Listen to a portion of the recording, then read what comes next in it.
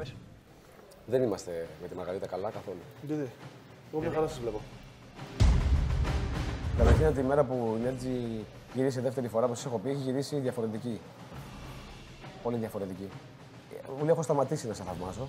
Και ήταν αυτή η σταγόνα που το είπε που εγώ ψυχράθηκα. Δεν υπάρχει γυρισμός, δεν ταιριάζουμε και δεν μπορεί να αλλάξει αυτό. Δηλαδή, εγώ αυτή τη στιγμή έχω χωρίσει.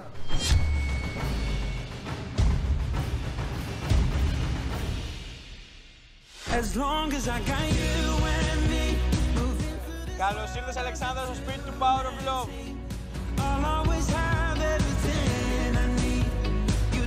Καλώς ήρθες σπίτι της αγάπης. Χαίρομαι, ευχαριστώ πάρα πολύ. Για ποιον να είσαι. Μετά από όλα αυτά θα μπορούσες που έχεις δει στο από τηλεόραση κλπ. Θα μπορούσες να τον πλησιάσεις, εσύ σαν Αλεξάνδρα. Είσαι άνθρωπος ο οποίος δεν θες να εκτελώνεται πολύ ο άλλος γιατί σε κάνει να βαριέσαι αυτό. Και εγώ δεν ήθελα να βαρεθείς μαζί μου. Πάντως εδώ νιώθω ότι δεν συνεννοούμαστε, θα μαλώσουμε σίγουρα, οπότε είναι καλύτερο να το λήξουμε εδώ.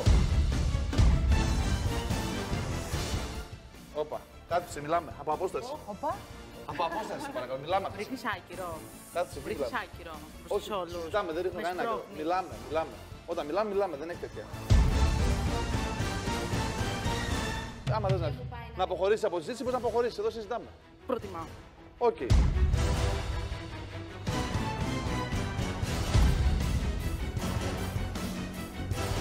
Ένα ζευγάρι αποφάσισε να το διαλύσει, ο Τζόνι και η Νέρτζη.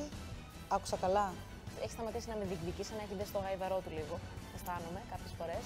Έχουμε ένα θέμα με τον Παύλο και τη Ρεγκίνα. Άμα οι άλλοι τα βγάζουν τα θέματα από το μυαλό τους, είναι πρόβλημά τους. Καταρχήν είναι πάρα πολύ απότομος. Δεν υπάρχει λόγος. Αυτός είμαι, άμα σ' αρέσει. Ρεγκίνα, θα συνεχίσει να φλερτάρεις με τον Παύλο. Όχι, Μαρία μου.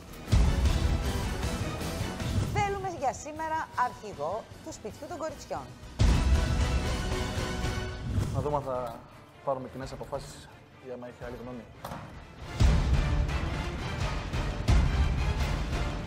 Και όλες και οι δύο τι θέλουν να βγει, οπότε γιατί όχι.